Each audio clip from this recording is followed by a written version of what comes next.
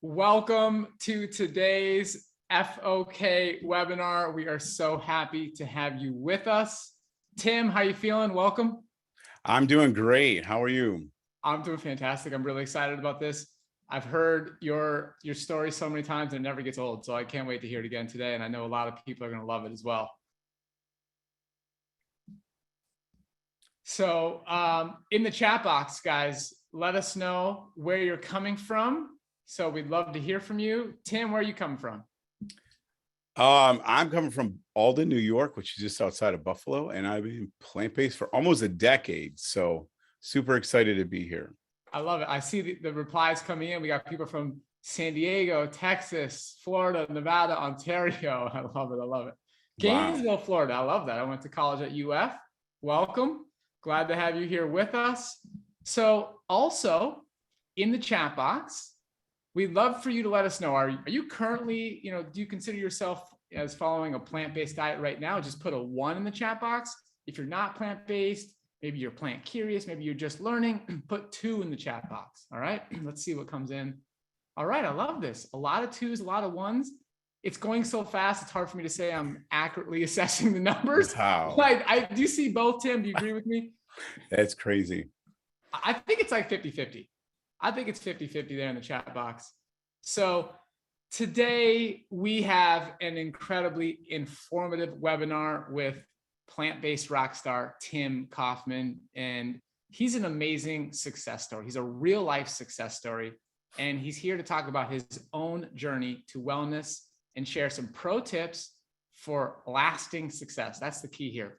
Lasting success, long-term success on a whole food plant-based diet. So I'm excited about this. And Tim is one of Forks Over Knives' greatest success stories. He has overcome morbid obesity, chronic illnesses, and addiction with the help of a plant-based lifestyle. Tim has appeared on podcasts from around the world and has been featured by Runner's World Magazine, Good Morning America, Today, People, WebMD, and ESPN, to name just a few. Has spoken internationally to educate and motivate people regarding plant-based nutrition, fitness, addiction recovery, overcoming physical challenges, and emotional and spiritual wellness. Tim also has his own website, FatManRants, FatManRants.com. So be sure to check him out there. And today he's going to teach us practical tips for getting started and the importance of keeping things easy, things super easy, okay? He's going to teach you how to embrace your inner underdog and stay motivated, and a heck of a lot more. So we will have a short Q&A later on. So if you have specific questions that you would like Tim to answer, then please write your questions in the Q&A box that's located near the bottom of this window. Our team is going to be reading your questions, and we'll answer a few of them at the end of the webinar. So for those of you who may not know me, my name is Robbie Barbero. I have a master's in public health. I've been living with type 1 diabetes for 22 years now and transitioned to a low-fat, plant-based whole food diet in 2006. That was more than 16 years ago. In the process, I have improved my insulin sensitivity by 900%. On top of that, my cystic acne cleared up, my plantar fasciitis disappeared, and my chronic allergies have disappeared as well. I have boundless energy, which is one of the best benefits of living a plant-based lifestyle. I'm the co-founder of Mastering Diabetes, where we offer personalized coaching for people living with all forms of diabetes. Our method addresses the root cause of blood glucose fluctuations, which is insulin resistance. Today, I will be your host. And before we get started, I want to share just a few webinar reminders, some housekeeping items here. So let me share my screen and make sure you guys can see this. Tim, if anything goes wrong with the screen share, you let me know, all right? Looks great. Looks good. Okay, so this webinar is being recorded and you will be able to access the replay. So that's a great benefit. We would like you to keep the conversation casual in the chat box. Please be courteous and respectful of each other. We're all friends here. And also, like I mentioned a moment ago, Any questions you have, put them in the Q&A feature that's located in the panel at the bottom of this Zoom window. We're going to have the team go through them and we're going to answer a few at the end. Okay. So I'm going to stop that screen share. And then I have something really exciting for you guys, like really, really exciting. And I want to cover it real quick before we get started. So I'm going to share the Forks Over Knives meal planner with you. So let me again share my screen so you can see this. Again, Tim, anything goes wrong with the screen share, you let me know. Looks perfect. Okay, good. So this here is, let me get it up on my screen, right? Let's see. Actually, I'm going to do it again. Share your screen. Boom. Here we go. Okay. All right. So this is, we're going to show you a preview of the Forks meal planner. All right. And this is something I love about the Forks and Knives team. They really just want to make healthy eating easier for everyone. So like Tim, they understand that adopting, actually, you know, I should do one thing here real quick. I'm going to, do you see the whole thing now, Tim? No, I see the whole thing, but it's not playing. Okay, well, I haven't played it yet. Okay, so okay. We're talking about the Forks meal planner here. All right, so this, I have to be like fully transparent. I started working with Forks Over Knives personally in 2010, before even like the movie launched, and I was one of the team members who helped build this. And I cannot tell you how extraordinary this is, how much research went into it, looking about, you know, everything, features that were in, you know, other options. And we made this like the most extraordinary thing ever. So you get to try this for free for 2 weeks if you want to. So I want to show you the inside. Okay. So what we're going to do is you'll go to the link. We'll have a link in the chat box for you. First thing is you state your goals. All right. Figure out what those are, click next. Then you can decide how many people are you cooking for. The whole thing is very customizable and can be adapted. Now, if you have allergies, you get to select those. For now, I'm going to select gluten. I'm going to avoid gluten for now. And then I'm going to decide, do I want the app to give me breakfast meals or no breakfast meals? In this case, I'm just going to do my own breakfast. All right. So then I'm going to enter my email, my name, a password. No credit card is required to try for 2 weeks for free. Okay. So you're going to click this button, then you're going to get in. I mean, look at the pictures. I'm already hungry. They are delicious, vibrant, colorful, satisfying, nutritious, nutrient-dense meals. And each week you are going to get provided with a whole 5-day meal plan. And these meals are able to be prepared in 35 minutes or less. Okay. So it's amazing. Now, the shopping list is easy to adjust. And if there is anything that you already have, you just click on it and boom, it goes off the list. And you can access this list on your phone, on your tablet while you're at the store, and just organizes everything by each aisle and the category of the grocery store. So it's very easy to go grocery shopping and not overwhelming at all. Now, the part that sets this app apart from everything else is the weekend prep. This will make your life so much easier. Helps you save time, helps you save money. You're going to batch prep. You're going to figure out what things are you going to, make and then store in the fridge, store in the freezer. It's like incredibly sophisticated and it's unbelievable. You have to experience it. Now, if you want to print a PDF, you just go in the upper right there, you click the 3 dots, and you can decide which part of the meal plan do you want to print, and then boom, you get your printable PDF. So it's very easy to use. And you just go to forksoverknives.com/meal planner, or you can click the link in the chat box. And you just have to experience it. I'm telling you, you have to experience it to believe it. So that is what we have for the weekly, the meal plan product here. And now what I want to do is move into getting us set up for Tim. So Tim, are you ready to share your amazing story? I am. Okay. Well, we have a packed house, so we're ready for you to get started. Take it away. All right. Boom.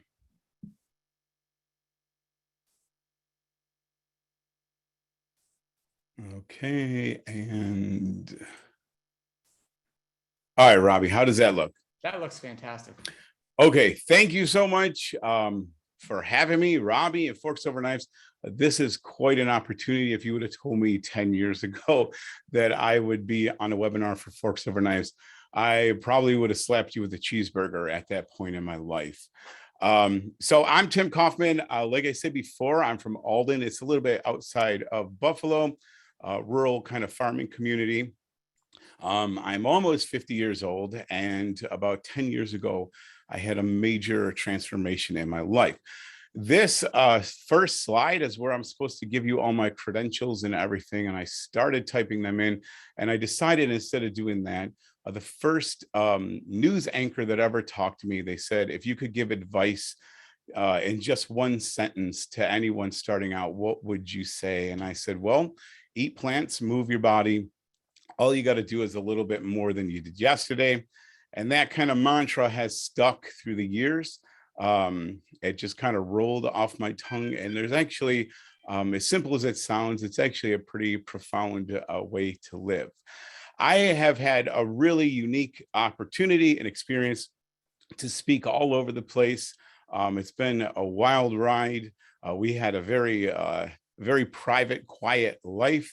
And all of a sudden, I'm on all these crazy shows and everything. But the truth is, there's no point of sharing my story unless I can make people understand that I am just a normal guy. There's nothing special about me. I didn't have more willpower than someone else. I didn't have more discipline than anyone else. The plant-based lifestyle and lifestyle change is out there for anyone. It's literally just a choice. And I need people to know that. In fact, that same news anchor that I referred to also quoted me as saying, I'm just a fat guy that ate some apples. And if I didn't believe that, I wouldn't share my story. So I'm going to take you back to my teenage years.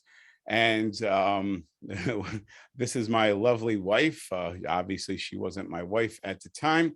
And I really just put this picture up here so I can show off my crazy mullet. And I know Heather's watching, so I won't talk about her mullet. But this was us in high school, a very small community. I grew up on a dairy farm. I loved working, not so much school. So I spent a lot of my time working on the farm. And obviously, it's a very manual job. I was getting hurt quite often. I was constantly twisting my ankles, kind of springing my knee out and things like this. I thought I was just very klutzy or accident prone. And my family thought the same thing as well, that I was just a klutz. As I got older, Heather and I were looking to get married and start a family. So in my late teens, early 20s, I got a job in a factory, again, very manual type labor. I started working up over my head more, and my shoulder kept dislocating. And it got to the point where just the pressure from me sneezing would actually dislocate the shoulder. So I had to go to a surgeon and find out what was going on. And he was going to fix my shoulder. When he got into the surgery, he realized there was something a little bit more than a shoulder going on here. And when they tried to tighten up the tendons and ligaments in my shoulder, what they found out is they were very stretchy, way too stretchy. And I was diagnosed with this disease called Ehlers-Danlos Syndrome. And basically, the glue that holds my body together has a mutation, and it's like bubble gum. It's just very loose. And when I was a kid, it didn't bother me too much because you're kind of resilient. But as I got older, this really started to cause a lot of pain. After my diagnosis, I was told that by the time I was 25, 30, I would likely be in a wheelchair and need assistance. I was also told that my body was just riddled with osteoarthritis. In fact, one doctor told me that my x-rays looked like I was 70 years old already in my early 20s. The instructions were to go home and do as little as I possibly could. I had X amount of time on my joints, and I shouldn't waste that. The other thing that happened with the prognosis is I was sent home with a bottle of painkillers. And they were very effective. I hadn't really taken medicine most of my life. And I remember taking these for the first time, and they were very effective. They didn't really take the pain away, but they certainly numbed it, and they certainly took the edge off of it. And as you know, with narcotics or opioids, the more I took these, the more my body built up a tolerance. And in time, we had to keep upping the dosage. And that cycle turned into upping the different kinds of medicine. So, the cycle went from Lortab, and then it went to Percocet, and then Oxycontin. And still in pain. I still had a lot of trouble at night sleeping. So my doctor prescribed me this drug called fentanyl. And at the time, most people hadn't heard of the drug fentanyl. And if now most people know what fentanyl is, but again, it's a very addictive opioid. And I had the same kind of cycle with this. It was super effective. And then it kind of lost its edge. And I worked my way up all the way up through that until I was on the maximum dose that was allowed by the script. Back then, I was able to be much more creative than you can be now with paper scripts and stuff. But I did some things that I'm not very proud of to get more medicine, and it just was never enough. So one day on the way home from work, I hadn't slept in a few nights. I just wanted to sleep. I stopped by a liquor store and I picked up a bottle of vodka. My family had never drank. I did not grow up around alcohol. Our life started so young. I kind of missed out on that whole party scene. So I really had no experience really with alcohol. And that night I sat down with a handful of pills. I popped them in my mouth and I chased them down with almost a liter of vodka, and I passed out. And unfortunately, this wasn't a build up to a routine. That night, this became my routine for years. Every single night I would have a liter of vodka before I went to bed with all my pain meds. Looking back, I can see the other choice of escape for me was food.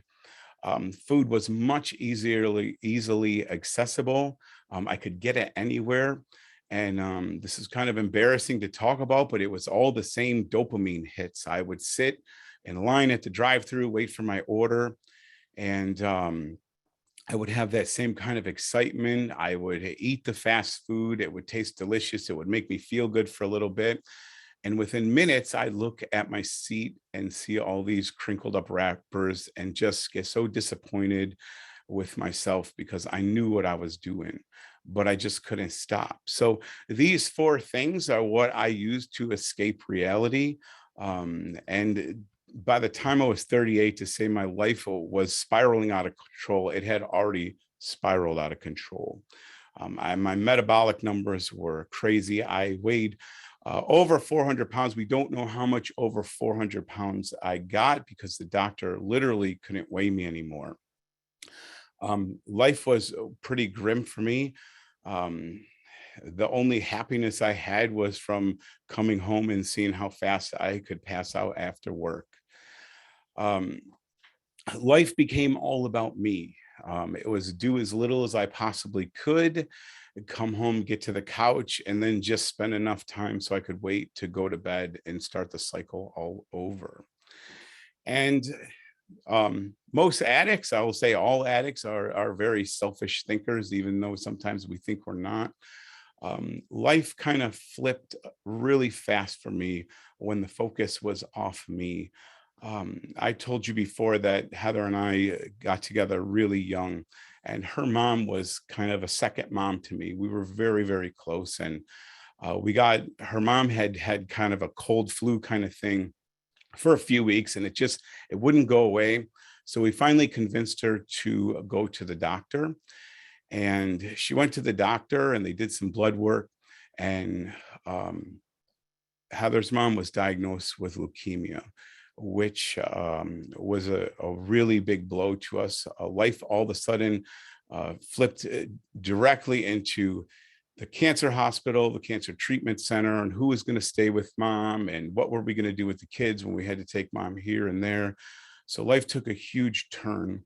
And while we're dealing with Heather's mom, my father had like a kind of a chest cold thing going on, and we thought that he had pneumonia. And he went in to get some chest x-rays, and what they found out is my dad had stage 4 kidney cancer that had metastasized through his entire body. And they gave my father 6 months to live. And he made it 6 weeks from his diagnosis, and he lost his battle with cancer. My dad was my best friend in the whole world.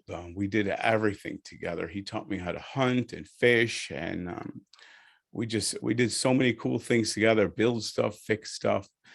Shortly after my father passed away, Heather's mom lost her battle with what started with leukemia, turned to lymphoma, and eventually a brain tumor took her life. And Heather's mom was a warrior, and she loved life, and she loved family. And to say these were, hard hits on us, it flipped our whole world upside down.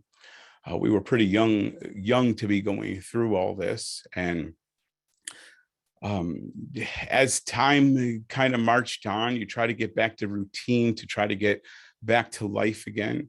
And for some reason, there was no really particular thing that stands out that this made this day special. But many times I couldn't get my socks and shoes on me to go to work. So I would sit on a chair, and Heather would get down there and she put my socks and shoes on.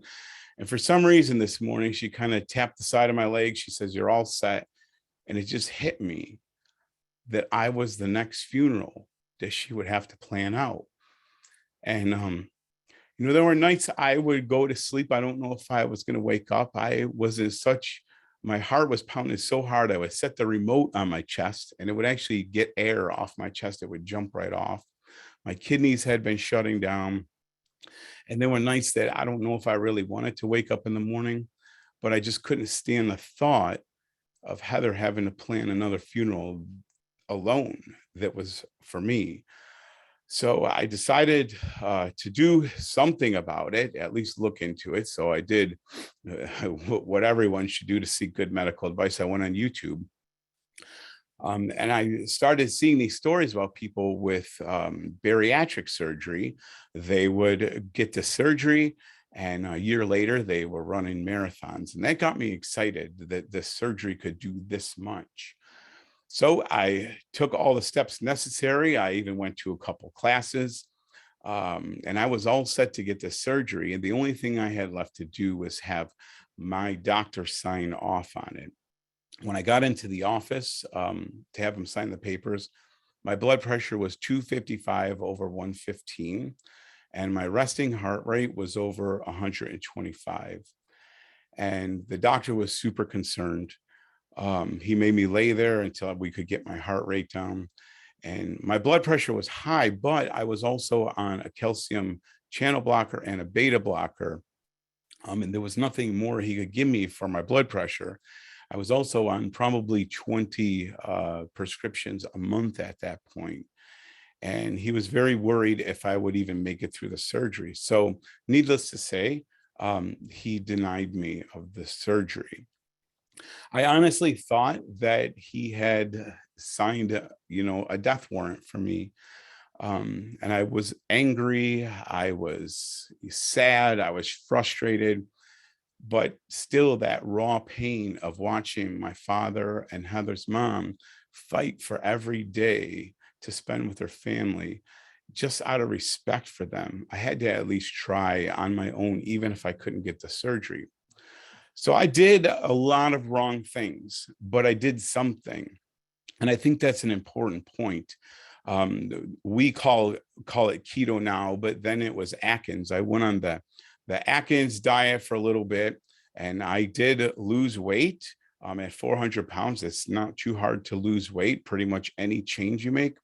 But the other thing I did chew, I have a picture of a chair here, because I would get up out of my office chair. And by this point, with the Ehlers-Danlos, I was in pretty bad shape. It was hard for me to get out of a chair. But I knew if I got out of a chair once, I could do it twice.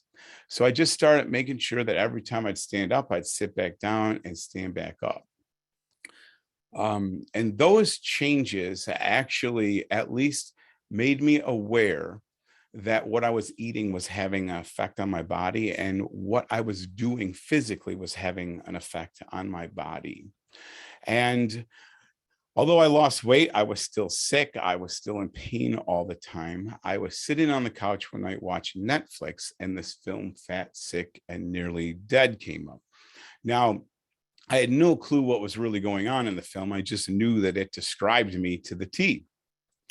And if you haven't seen it before, it's a very inspiring film. Joe Cross goes on a 60-day juice fast, and it flips his health upside down and heals him, and he loses a bunch of weight. The one thing that came out of this film was showing us how to shop. We had never shopped for vegetables. We ordered out probably 5 nights a week, and then the other nights we would go out to eat. If we bought anything from the grocery store, it was processed food like Totina's pizza rolls or something like that. So the one thing it did is it showed us what produce was and how to shop for it. But I decided that if this worked for Joe Cross, it would work for me. I didn't really know what plant-based was or vegan. My whole life was meat. We processed all our own meat. We raised our own meat, and I hunted and fished as well. But something made me want to do this, so I ordered a juicer, and it'll be almost 10 years. January 1st, I started a juice fast. The first three days were absolutely horrific. By the fourth day, my kind of hunger kind of subsided.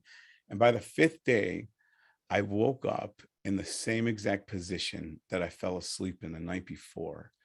And that was something that hadn't happened in a decade. I had so much trouble sleeping at night.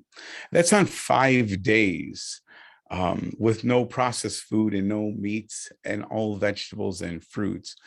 5 days. And I knew right away that something was going on. I started forgetting to take my meds. I started feeling better, more energy. But at the same time, I realized that after this 30 days, I can't live on juice the rest of my life. But because I watched Fat, Sick, and Nearly Dead, another film came up in my Netflix queue and suggested that I watch Forks Over Knives. And to be here today, oh my gosh, I'm sorry. To be here today is like mind blowing for me, because I hit play on this film, and just burying my 2 favorite people in the world from cancer. And then Dr. Campbell saying that he can turn cancer on and off. It's like, why don't we know about this? Like, what is going on?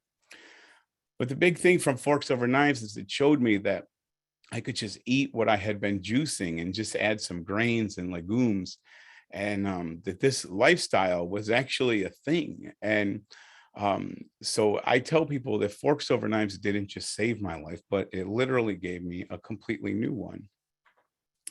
And because I watched that, all these other things came up in my queue, and I started seeing little breadcrumbs and chasing this stuff down. And I started really getting into the science of what's happening. And the thing is, broccoli companies don't have enough money to tell us this stuff. So we have to kind of find it on our own. But at the same time, I'm seeing all this scientific stuff and this data. I'm also catching how common sense this is. It just made so much sense to me. I look out my window and I see the birds eating all day. And I know enough about aerospace that if those birds gain a little bit of extra weight, they're not going to be flying anymore. And I have no birds in my backyard that can't fly, and they drive around on scooters. I have hundreds of deer around my house that have as much corn as they want. And I never see deer with muffin tops. And same with fish.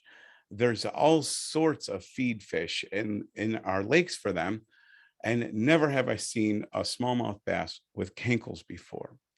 These animals end their habitat, eat as much food as they want, but they're eating the food that was designed for them. And personally, I don't think fast food was designed for us. And that was the main staple of my diet. So that made sense. But of course, no one ever cared how I ate when I was 400 pounds. But as soon as I started eating all plants, the first thing people say to me is like, you need meat, you need meat because you need protein, and protein is from building muscles and repairing. But then the common sense part of me says, wait a minute, what about a Clydesdale horse? What about elephants? They don't eat meat. I mean, what about a gorilla? They live 10 times their own body weight. Where do they get their protein from? It makes sense that they get their protein from plants in the form of amino acids, which are derived from the sun. We're just cutting out the middle source. But of course, then the dairy question came in. No dairy? That's crazy, because you need dairy for the calcium that makes your bones strong. And especially with this disease that I have, bone health is very important. But then you start reading things like, well, the US is one of the highest consumers of dairy, but we're also the highest incident of osteoporosis and hip fractures.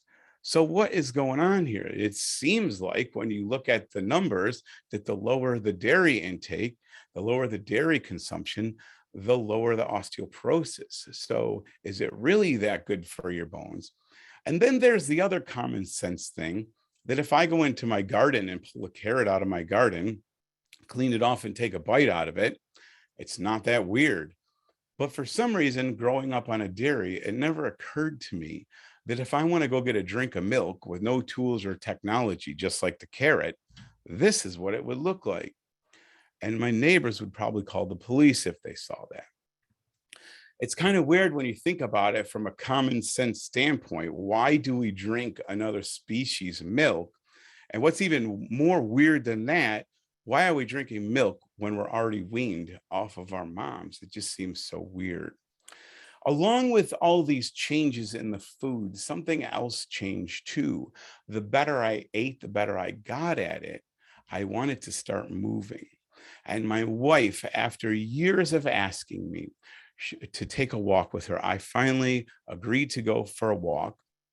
I was in pretty rough shape at this point. The goal was to walk 1.5 miles. I didn't make it halfway, and I sat down on a rock, and I had to wait until my wife and kids got the car and came and picked me up. You can tell how happy I was that my kids were taking pictures of dad out on his first walk. I was miserable. I was hurting. I couldn't get out of a chair for probably the whole day. But after I came home and iced my knees down, something inside me wanted to go back and actually finish that walk. And I did. And not only did I finish that walk, I bought a pair of hiking boots and I started hiking. So I had grown up with a love for the outdoors, but the doctors always told me don't walk on uneven ground. But I did anyways, because I had such a heart to go out and hike. And these more places I would hike and find things, I would come home and tell my family about them. And I felt like I was starting to become part of the family again. Many times I had to stay home while they went and did stuff because I physically couldn't do it. I watched many basketballs roll by my feet, and I just literally couldn't pick the basketballs up to throw them back into the game. But now I felt like I was becoming a better dad, a better husband. We were having way more family activity time together. And then my cousin came over one time, and he showed me a picture from the Adirondack Mountains. And he said one thing to me that changed my life, completely changed my life.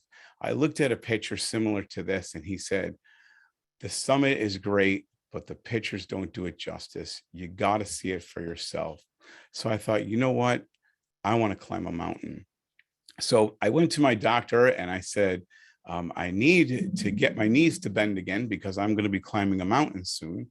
And instead of laughing at me, he said, okay. See, at the time, I was in these things called immobilizers where they locked my knees out so they couldn't bend. And I walked almost like I was, stiff-legged on stilts. So the doctor sent me somewhere where they casted my legs and they built me titanium and carbon fiber braces that would bend with my knee. And I started walking stairs every night. And first I could only do 5 or 6, and that turned into 10 or 15 and then 20. And before you knew it, I was actually running a timer. So I was doing 1 hour of stairs, and I walked enough stairs that eventually I made it to the top of Big Slide Mountain. And by this time, I had got rid of one brace. I was kind of self-conscious, so the other one's covered up, but I made it to the top. And I remember looking out thinking, man, I'm supposed to be in a wheelchair and I'm standing on top of the world. And my cousin was right. You got to see it with your own eyes. Again, I'd come back and tell my family to this day. In fact, just 2 days ago, we just got back from the Adirondacks again. It's our playground. We love going there. And I love taking people there and showing them the playground too. But I didn't realize that at the time, but what was happening is the food I was eating was driving the inflammation out of my body and giving me nutrients. And for years, I had eaten an inflammatory diet. And now with all these anti-inflammatory properties, along with building strength from activities, my muscles were taking over where my joints failed me. And I was getting rid of a lot of symptoms of the EDS. And then as I got really good at walking, sometimes 20 miles in a day, my mind kind of wanted to go a little faster. So I asked Heather if she would run a 5K with me. And she was a little bit shocked, but she goes, yeah, we'll give it a whirl. And to this day, this is my favorite finish line I have ever crossed. We got so emotional at the end of this 5K that people thought we heard about a tragedy or something while we was on the course.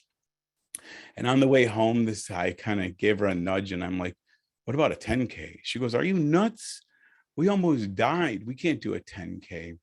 And about 2 months later, we were able to do our first 10K together, which was a really, really special time. And on the way home from that, I gave her another nudge and I'm like, hey, Heather, how about a half marathon? And she's like, that's it. You're crazy. I'm out of here. And the funny thing was I had a handicap parking pass that was about to expire in September, which is one of our big half marathon races here called the Mighty Niagara. And I thought, wouldn't it be cool to go park in a handicapped spot legally while I run my first half marathon?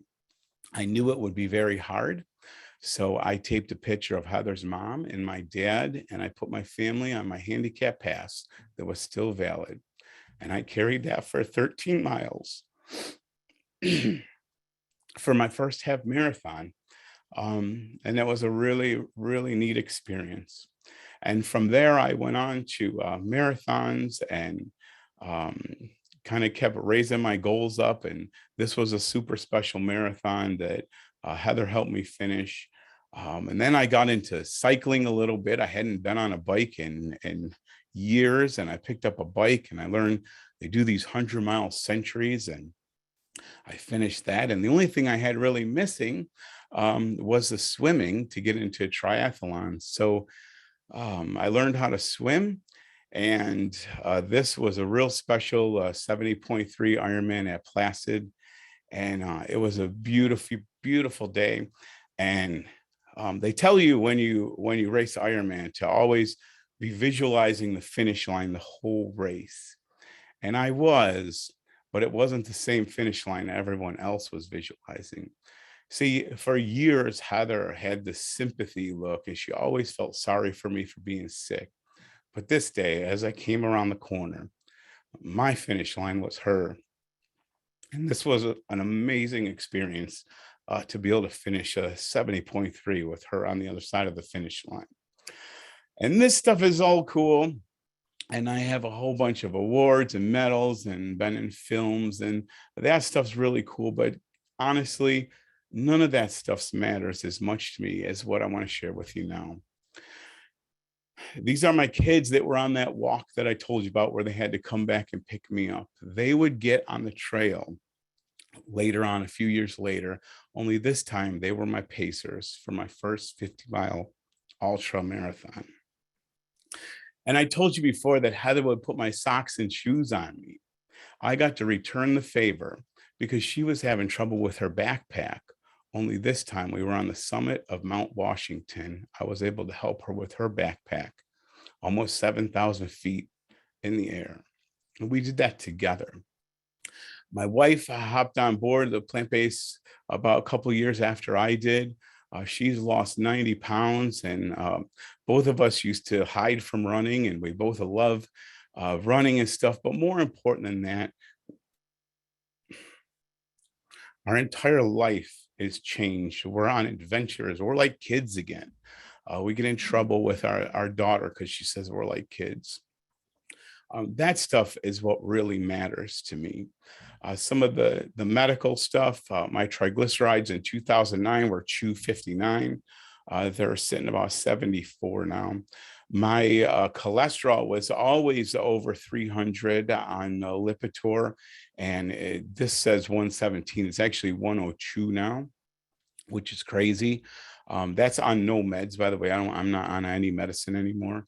The pharmaceuticals, they were the insurance company paid $20,000 in 2009.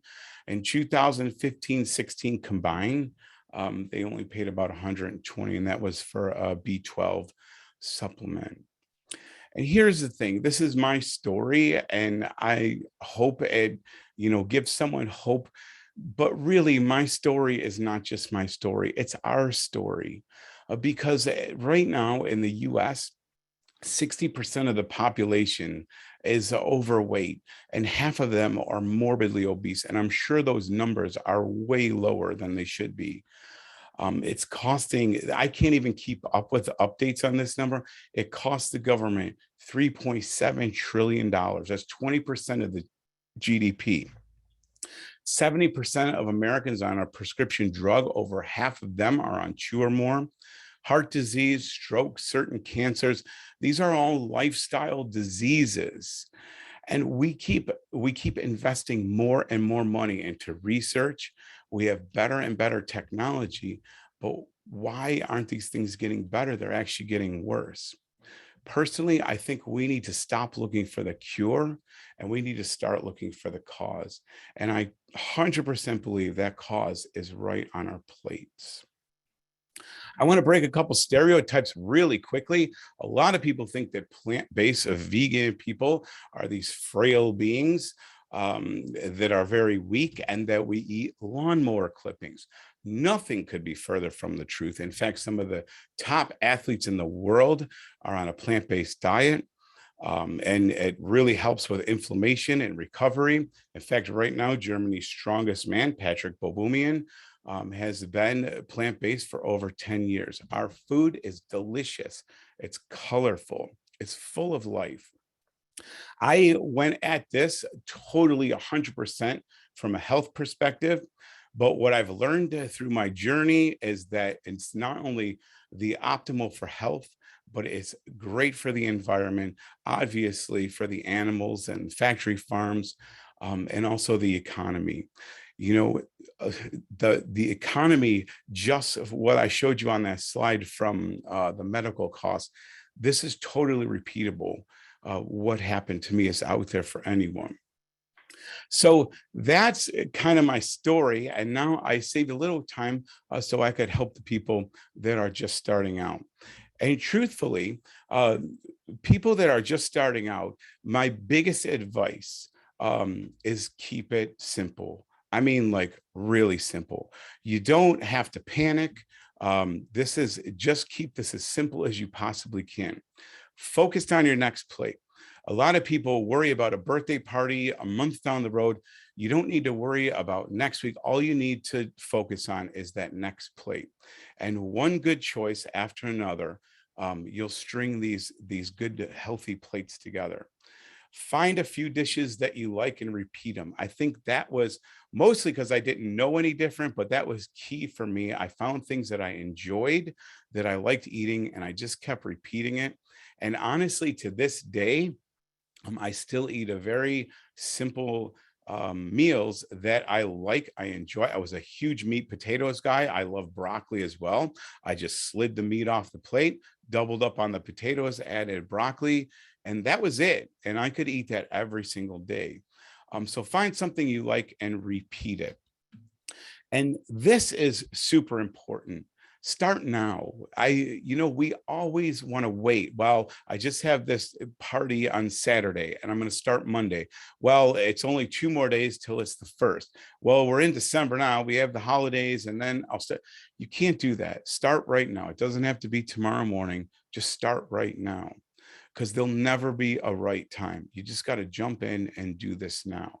Another thing is that Forks Over Knives meal planner is perfect. I wish I would have had that or known about it 10 years ago when I started, because that would have been a game changer for me. So this is where I really want to land, because over the past 2 years, my perspective has changed a lot. And let me explain what I mean. Everything was going well in my plant-based journey, and I still have EDS, although most of my symptoms are gone. I still have this disease.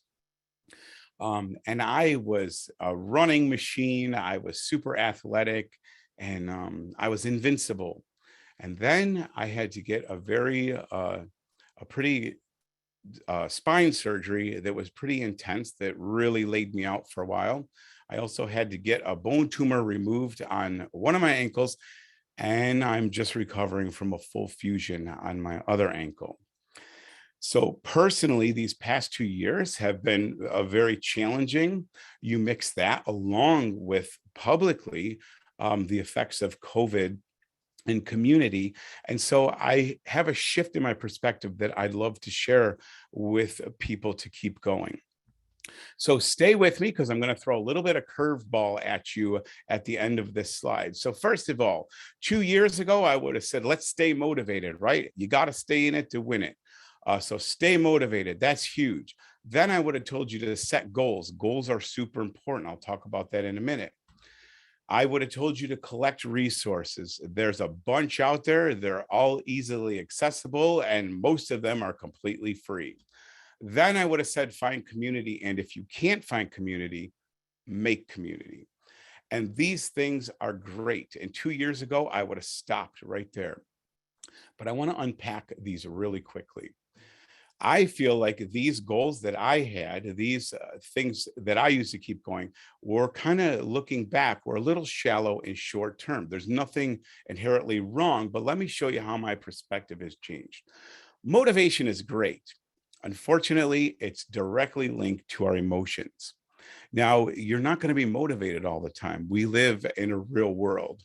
And imagine if you called your mortgage company and said, you know what? I was going to pay the mortgage, but I'm not really feeling motivated. You wouldn't have a house for too much longer. So although motivation is great and there's a huge need for it, and it can get us excited and get us inspired, what do you do when you don't have motivation? I think what we need to work for, enjoy motivation, but work towards responsibility. When you tell your kids to go do their homework and they say they're not motivated, you would turn right to them and say, you are responsible to get that done. Once we know the healing powers of a whole food, plant-based lifestyle, and fitness and exercise and getting outside and proper, once we know how optimal that will be for our life, I feel like we're responsible to do that. Even if it's not for ourselves, we're responsible for our families and our loved ones, so we can be around and live a long, healthy life instead of just surviving. Goals are amazing. You just saw half of my presentation on setting goals. First the 5K, then the 10K. But the problem with goals is, what do you do next? Well, you got to go bigger, right? Or go somewhere else. And eventually we get so almost addicted to results that we forget we need to focus on the process itself. There's nothing wrong with goals. Goals changed my life. But now, after being on my back for almost a year and a half, I realize what we need to focus on are habits. Lifestyle change doesn't just happen, right? Lifestyle change comes from routine. Routine comes from habits, and habits come from good choices over and over. So there's nothing wrong with a goal, but when you don't have a finish line to cross, you still need to get outside and take a walk. It's a privilege to get outside and take a walk. And I think we forget that. So work hard for your goals, but recognize when that goal is over, you need to be in a routine where you're training just to train for life, or you're exercising for life. Next, resources. Resources are great. There is such a wealth of information on the internet about plant-based. It'll blow your mind. And sometimes it does. Sometimes we drown in these resources. There's so many out there. We get so hung up collecting all these resources. We're worried about DHA and things like this, but we're forgetting that we need to eliminate processed food and animal products out of our diet. So there's nothing wrong with resources, but I have a solution for this. Get your resources, but be more focused on giving resources out than you are getting them. See, if you bottle all this stuff up, it just stays. We need to help other people. Like I said before, the broccoli companies aren't going to advertise this. So collect your resources, don't get too crazy with it, and go out and help other people and show them the resources that you're collecting. Community.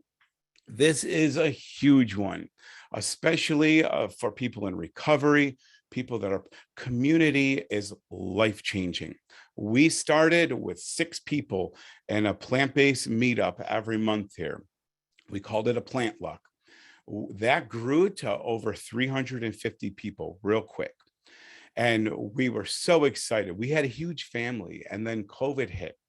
And little by little, we tried to keep things going with a Zoom potluck. It just wasn't the same as getting together. And so community, we should all strive to build these communities. We need each other. But while we're enjoying these communities, we also have to be focused. I saw so many people drop off during COVID from plant-based, and I really believe they had all their accountability tied up in the community. And what we need to do is be accountable to ourselves. Because community, we hope, is always there. But when we can't get to the community, we have to start looking in the mirror and being accountable to ourselves. So enjoy the community, build the community. There's a lot of tools out there to do that, but also be self-accountable. I hope those tips help you. I'm just going to hit them one more time. So what we need to really make this really long-term and sustainable is take responsibility for your health. You can't control everything, but you sure can control what you eat. Build good habits.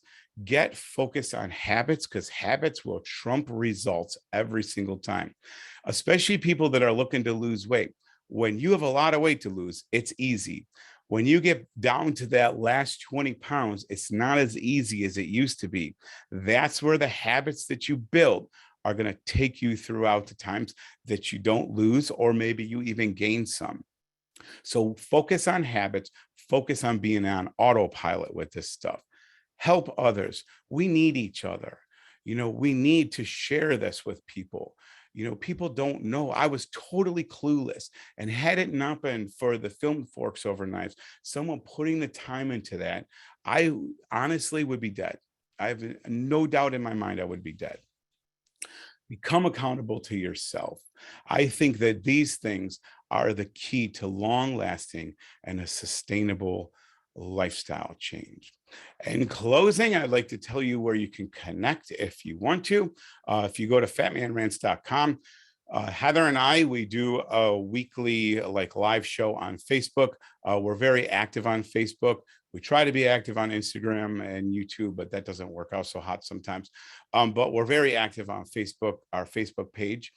We have a couple projects we're working on.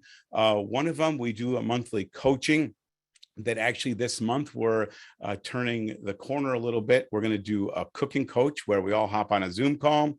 You'll have a recipe and we kind of cook together for half of it. And then we do some group coaching for the other half. We're super excited about that. It's growing really well. We do have a hard copy of 80 recipes of very simple stuff. But by all means, if you go to our website, You can have a PDF copy of this, the same PDF that went to the publisher, for absolutely free. All you have to do is sign up and you'll get it right in your email. We do have physical copies available if you'd rather have that through our website. And then lastly, we have a Facebook group set up for our plant-based community getting healthy together. Feel free to join that as well. So I hope that you guys got something valuable out of this. And I just want to say one more time so people remember this. This lifestyle is out there for anyone.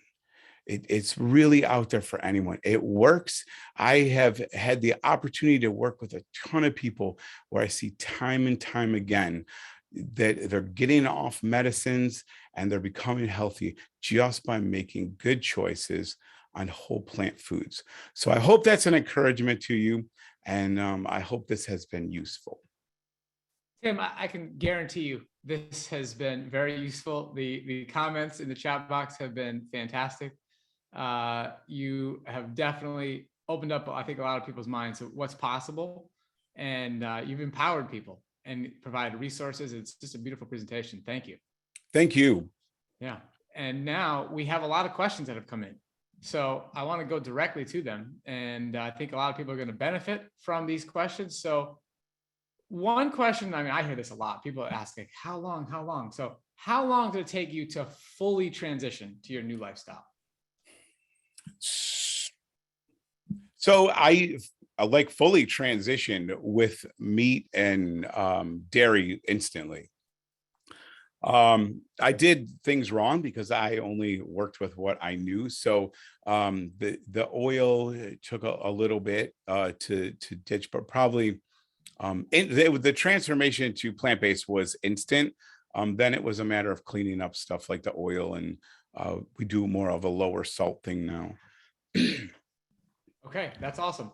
My personal transition was like overnight as well, but that doesn't happen for everybody. Usually it's like a slow, steady change, like sometimes one meal at a time. You'll find that in, the Forks Over Knives plan. The doctors of Matt Letterman and Alona Polde outline that.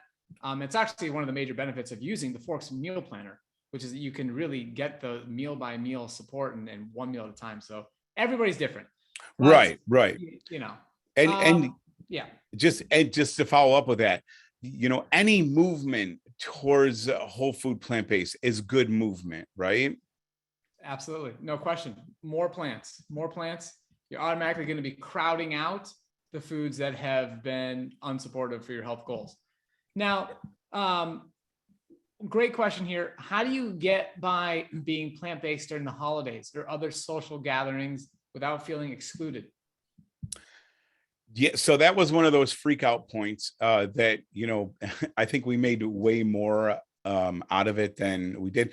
The easiest thing to do is cook something that you can enjoy and take with. That's the easiest thing. The second, maybe not so easy thing to do, what we started doing was making sure that we ate before we went somewhere, just in case, especially weddings, we would eat before. And then the other thing is, there's usually so obviously you're with family, but like if my mom is going to make something, I'm like, hey, can you pull some potatoes out before you put the butter and stuff in them? And that's just a phone call, and they'll get used to that. Really, it's not as hard as people think, to be honest. Yeah, I love this, Tim. I do the same thing. I think sometimes people need permission to do the pre-eating. And sometimes that is like one of the, even if you're going to have a small amount of something at the gathering, like coming into it without being super hungry is a game changer. It is. Yeah. I love that. Okay. This is an important question that I think a lot of people will enjoy hearing more about. So Mark says, I was brought up to believe that you need animal protein, meat, poultry, seafood, etc., in order to maintain a balanced and healthy diet. How can you get enough protein from plants? Yeah, so this is probably a more you question. So I'm going to answer it in the kind of common sense approach, although I've read a ton on this. Really, what you're after are amino acids, and actually just essential amino acids, because your body will assimilate most of them.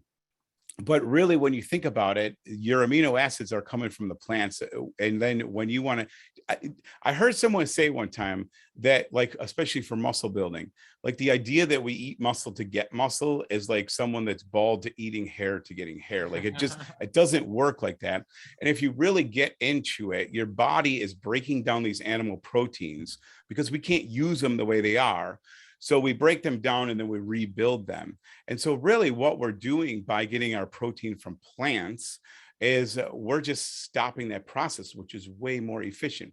The other thing too is we never talk about protein in things like vegetables. Calorie per calorie, broccoli has a ton of protein in it, and it's right up there with meat. Now, obviously, to eat 1,000 calories of broccoli, you need a bushel. But we don't talk about all foods have protein, fat, and carbs, like all of them do. Even your oatmeal, your rice, beans, lentils. Now, my diet will change a little bit. I'm training for Ironman, a full Ironman in Placid. So my focus right now is a lot of lentils, a lot of black beans, a lot of quinoa, things like that. And I have never worried really about how much protein I get. And I have EDS and I have a 500-pound deadlift until my back surgery. So I never really had a problem with building muscle or strength. Yeah. I just put 2 articles in the chat box for people who want to read more. These are articles published on forksoverknives.com. And really the science is there and demonstrating that in the vast majority of cases, if you eat enough calories, you get enough protein for health. Sure. So and this actually leads into our next question, is that when you're transitioning to a plant-based diet, eating enough food is the key. So most people don't, because the calorie density has gone down so much, you have to increase the size of the portions on your plate. And so people don't eat enough and they get hungry. So this person is asking me a question, how do you deal with feeling hungry after you eat? So you're 100% right. When you look at the calorie density, which is why people lose weight on whole foods, that when you look at a plate of sweet potato and veggies, I mean veggies are 100 calories per pound. So you have to eat more. And then if you're still hungry even after you eat the volume, up your complex carbs, up your sweet potatoes, up your brown rice and things like that. That'll stick with you a little longer. Absolutely. Just follow the recipes in the Forks meal planner and you're going to be just fine. Like it just take the complexity out of it. I mean, your whole presentation was about how simple this can be. And the Forks meal planner really just makes it even simpler because you just follow the recipes and you can be assured you're going to meet your nutritional requirements by following the recipes. So that's cool. All right. Now, another question. This person is asking, any suggestions for dealing with a nasty sugar addiction? This question comes from Susan. Yes. And Susan, you might not like the answer to this, but the best thing to do is quit that cold turkey and don't go back. We tend to torture ourselves when we try to get a relationship with sugar. First of all, when your palate changes, it doesn't take long either. We were, especially my wife, I think she's still listening. She was addicted to donuts, the little tiny ones. And after you go without them for 2 weeks, you start realizing that things like a Honeycrisp apple all of a sudden are almost too sweet. So your palate changes. So the best way for sugar addiction is don't have any at all, 100% abstain from it, and swap it out for really, ripe fruit.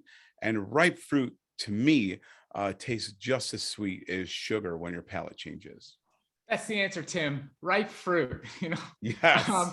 And your taste buds change. Your taste buds change when you get rid of these processed foods. The flavors and of natural foods come to life. And all of a sudden, the mango, the apple almost tastes so much sweeter. So that's true until you go back to the sugar. Then all of a sudden they dropped out. The Pleasure Trap is a great resource, by the way, to understand how that works. Yeah, no question. So some people are asking in the chat box, these articles I referenced, just scroll up and you can find the articles. And if for any reason you can't find them while scrolling, just Google Forks over Knives protein. and you will find many articles about this topic, and that can help you out. I see some questions about swapping things in the meal planner. So again, guys, like I cannot tell you enough. This software is so robust and so sophisticated. It's the best thing on the market. I'm not exaggerating, and it happens to be a plant-based app. The swapping is a sensational experience, and you will have a recipe box with a boatload of recipes, and you can easily swap. And in the moment you swap, your shopping list changes immediately, and then your weekend prep changes immediately. It is really, really cool. So check it out. Again, you guys, you get 14 days for free without even entering your credit card. Just check it out. All right. So here's another one. Somebody's saying, any tricks for giving up cheese? That's my main downfall. Yeah, I'm going to say the same thing for the sugar, but cheese, I lived on cheese. Again, it's one of those things like just ditch it. And believe it or not, I believe for me, dairy was the worst thing that I ate. Out of all the things that I ate, I had eczema. The minute I dropped dairy, especially cheese, out of the equation, things like, even cloudy eyes in the morning, my skin, my hair, all this stuff. It's poison. Cheese is terrible. It's a concentrated poison. So I'm going to go back to the sugar thing. Just get rid of it altogether. If you want to maybe, find kind of an alternative in tofu with some nutritional yeast sprinkled on it. Personally, I would stay away from the fake cheeses with all the oils. But definitely cheese is huge to get rid of. Like if you give up cheese just for a week, just how you feel will make you never want to eat cheese again. Simple as that. I couldn't agree more. And the Forks meal planner is a great way to just go a week and then it'll be easy, no cheese in those recipes. Okay. So Tim, we're going to have one more question and then we'll call it a day here. I love what's happening in the chat box. People are talking about the app and how things have benefited them. If you're actually using the meal planner right now and you've experienced benefits, I would personally love to hear what your experience has been, any benefits in the chat box. Let us know. Okay. So one more question that came in from the audience. I think this is a really good one. You kind of touched on this, but it's worth talking about again. Okay. How do you navigate the social aspects? Okay. I mean, so much of our culture is around food and dinners and eating out. Like, how have, you and your family personally been able to navigate this and be social and enjoy life? Yeah. So I think this is probably a little deeper than we need to go, but I think the first thing to realize is that socially, we need to be with people to be with people. Everything is based on food. Every party you go to, every gathering, it's all centered around food. And I think that we need to get our focus back on why we get together, to spend time with our family, to spend time with our friends, to have good conversation, and food should kind of be off to the side. That said, this took a little while to get good at this, but usually if you go to restaurants, if you don't ask, you won't know. So a lot of times ordering off the sides are a really good thing. And many times these chefs make the same food all the time. They love a challenge. If you go in there, let's say you're at, I don't know, an Asian restaurant, get rice and veggie stir fry and just ask them to lay off the oil. Many times they can. You can call ahead. You can use an app like Happy Cow to find out where to go to places, but in time you'll learn where you can get food that's plant-based and oil-free. As far as socially, invite people to your house. That's what we did, because in the beginning we were petrified to go to someone's house, so we just had people at our house where we had control over what we're eating. And it's a great conversation. Like, yeah, we would have my wife loves banana whip with like cherries and stuff instead of ice cream, and it's a great conversation starter too when you start showcasing all these crazy recipes. And from your meal planner, yes, you can showcase some of your recipes, and it's fun then, and it opens up conversation. I don't know if that answered the whole thing. No, that answers the question perfect. That's really good. I actually don't have anything to add to that. That was fantastic. Thank you guys so much for joining us. Tim, I really appreciate everything you're doing. You're helping so many people. And I know a lot of people learned a lot today. And I just want to also, again, check out the Forks Meal Planner. There's anytime you have, like, there were good questions in the chat box. Like, what about oil? What about this? Just Google Forks Over Knives and then write your term, and you will be amazed at how the Forks Over Knives website will answer all your questions. Yeah, it's truly amazing how much information is on the website. Like, I think I know the whole website, and it's like, whoa, where did this section come from? Totally. Forks Over Knives, they do amazing work. I literally owe my life to them. I am so grateful. And this has been just such a cool experience. Full circle to be sitting here. It's so cool. Yeah, absolutely, man. This is fantastic. All right. Well, Tim, I'll see you later. Have a great rest of your day. Goodbye, everybody. Thanks for joining us. You too. Bye-bye, everyone.